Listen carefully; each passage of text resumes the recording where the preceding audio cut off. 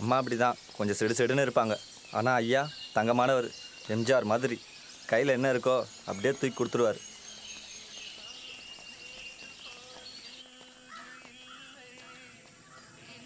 இதுதான் நம்ம குவார்டர்ஸு. நீ அந்த சைடில் செட் பண்ணிக்கோ.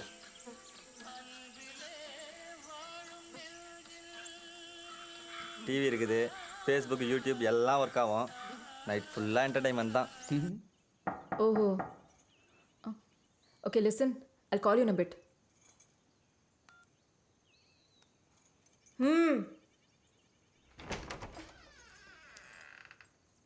தூங்குற தெரியல என்ன?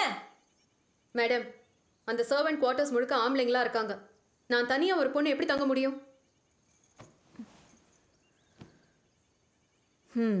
வேணும்னா எங்கள் பெட்ரூம் எடுத்துக்கிறியா?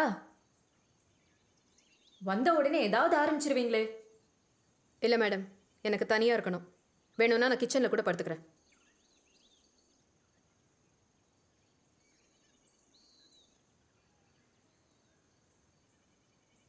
குழந்தை ரூம் பக்கத்தில் ஒரு ஸ்டோர் ரூம் இருக்குது, அதை க்ளீன் பண்ணி எடுத்துக்கோ.